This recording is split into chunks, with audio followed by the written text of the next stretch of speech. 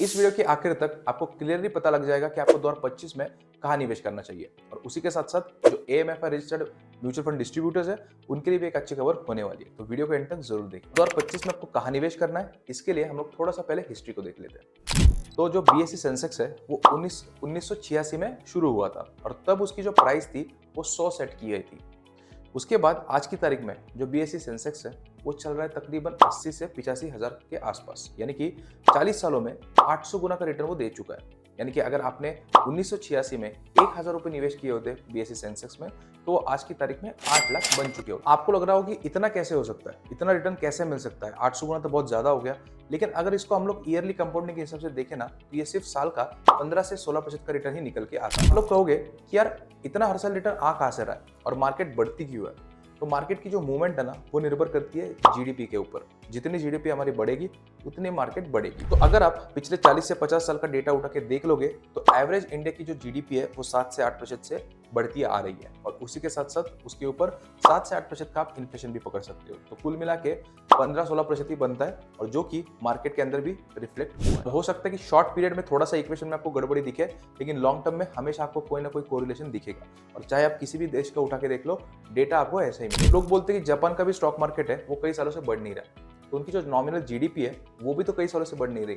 तो ऐसा ही आप किसी भी देश का उठा के डेटा चेक कर सकते हैं। काम करते हैं, इंडिया का पिछले 20 साल का GDP का डेटा उठा के देख लेते हैं ताकि हमें एक ठीक से आइडिया मिल जाए।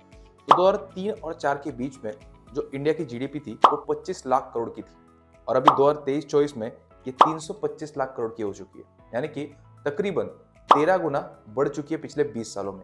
और जो निफ्टी है वो भी तकरीबन 2003 और 4 के बीच में 2000 के आसपास थी। अब 2024 में निफ्टी जो है वो 26,000 पे, यानी कि ये भी मोटा मोटी 13 गुना बढ़ चुकी है। ये तो हो गई पिछले 20 साल की बात, लेकिन पिछले 5 सालों को क्या? तो पिछले 5 सालों में ना मार्केट ऐसे आगे निकला है जैसे पीछे से किसी ने रॉकेट लगा दी। तो अब बात करते हैं पिछले 5 साल के बारे में, यानी कि 2019 से लेकर 2024 के बीच। तो यहाँ पर जो ज्यादातर निवेशक है वो 2020 के बाद ही आए हैं, यानी कि पिछले 3 से 4 सालों में ज्यादातर जो निवेशक है वो बाजार में आए हैं और उनको जो रिटर्न्स मिले हैं मार्केट के अंदर वो तकरीबन 25%, 20%, 22% ऐसे रिटर्न्स मिले हैं। तो उनको ये सारे नंबर्स देख के ना ऐसा लग रहा है कि मार्केट ओवर वैल्यूड है और हो सकता है कि मार्केट क्रैश होने। बहुत सारे इन्वेस्टर्स को ऐसा भी लग रहा है कि ये सारे इन्फ्लेटेड रिटर्न्स हैं, इतने नहीं आने चाहिए थे, अब आ चुके हैं तो मार्केट क्रैश होने वाला है। तो क्या सच्चाई है इन सब के पीछे? चलिए देखते हैं डेटा के हिसाब से। हम लोग डेटा देखेंगे 2019 से लेकर 2024 तक का। हाँ, ये डेटा मेरा खुद का नहीं है, ये मैंने HDFC AMC से लिया हुआ है। अब अगर हम लोग निफ्टी 50 के भी पिछले 5 साल के डेटा को देखें तो निफ्टी मार्च 2019 में 11,700 पे था, लेकिन मार्च 2024 में ये 22,600 के लेवल पे था, यानी कि तकरीबन डबल हो गया था।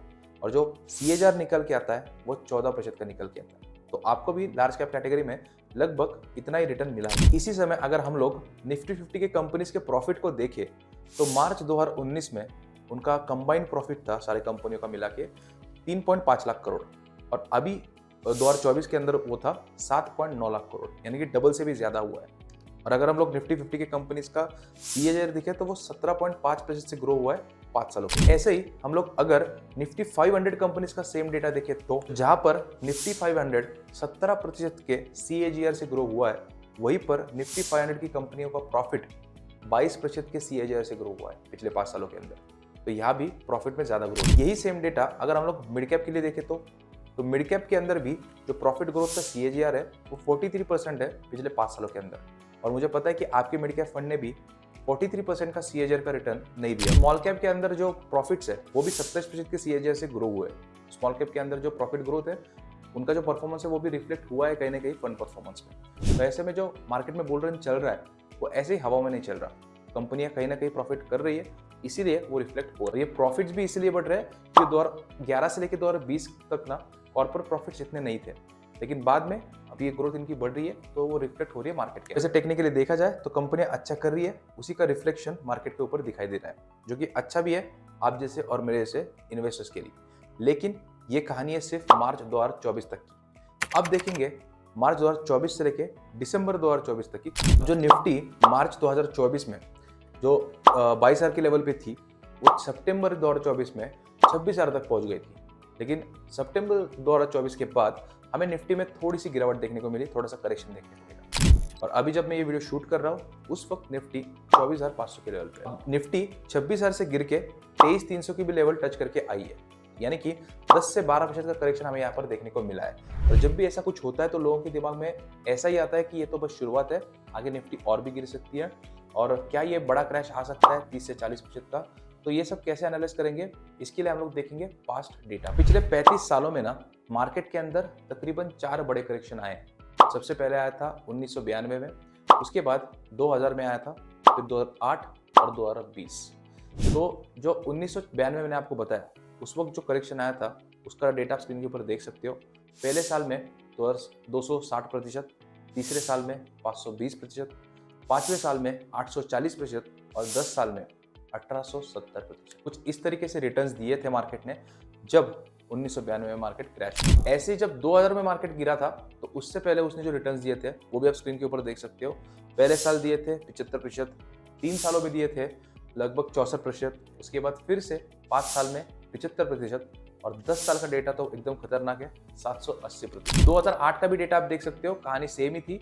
और जो 5 और 10 साल का डेटा है वहाँ जो रिटर्न्स दिए वो तो बहुत ही चौंकाने वाले। 2020 का अगर हम लोग डेटा देखें तो यहाँ पर कहानी थोड़ी अलग है।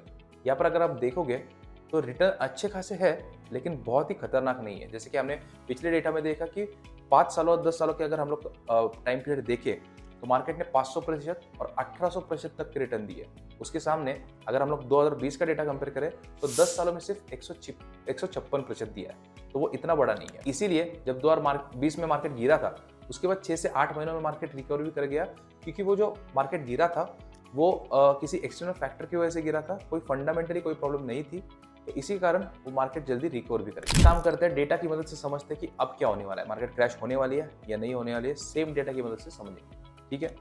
तो आप देख सकते हो कि जो रिटर्न्स हमें दिख रहे हैं पिछले 10 सालों में वो नॉर्मल है, वो कोई बहुत बड़े क्रेजी रिजल्ट्स नहीं है, क्रेजी रिटर्न्स नहीं है। तो ऐसे में मुझे लगता है कि मार्केट उतना भी बिल्डअप नहीं हुआ है जितना एक बड़े क्रैश के दरमियान होता है।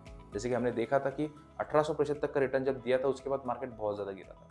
तो अभी मुझे लगता है कि मार्केट ने उतने भी रिटर्न नहीं दिए है और मार्केट उतना भी ओवर वैल्यूड नहीं है, तो मार्केट गिरने की, क्रैश होने की प्रोबेबिलिटी बहुत ज़्यादा कम है। हाँ, ये हो सकता है कि मार्केट थोड़े समय के लिए साइडवेज चले लेकिन क्रैश होने की संभावना थोड़ी कम। अब बात करते हैं कि जैसे मैंने वीडियो की शुरुआत में आपको बताया था कि अगर आप एक AMFI registered mutual fund distributor हो तो आप सबके लिए गुड न्यूज़ है।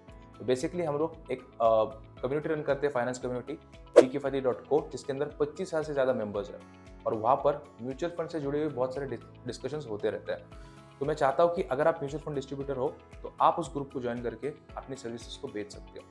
अब वैसे तो हम लोग किसी भी एजेंट को अपनी सर्विसेज बेचने के लिए अलाउ नहीं करते, लेकिन आपके लिए स्पेशल ऑफर है। तो अगर आप करना चाहते हो तो नीचे डिस्क्रिप्शन में आपको एक फॉर्म मिल जाएगा, उसको फिलअप करके आप ये सब करें। चलिए अब ये देखते हैं कि आगे मार्केट कैसी दिख रही है। अब मोटा मोटी मुझे लगता है कि मार्केट के अंदर कोई बड़ा करेक्शन तो नहीं आएगा, लेकिन हो सकता है कि कोई सेगमेंट मार्केट का अच्छा परफॉर्म करे, कोई सेगमेंट थोड़ा सा अंडर परफॉर्म करे। ये जानना बहुत ज्यादा जरूरी है कि मार्केट के किस सेगमेंट में हमें ग्रोथ देखने को मिल सकती है। सारे सेगमेंट में तो मिलेगी नहीं, तो किस सेगमेंट में मिल सकती है और किस में नहीं मिल सकती है। तो इसके लिए हम लोग मार्केट कैटेगराइज करेंगे लार्ज कैप, मिड कैप और स्मॉल कैप में।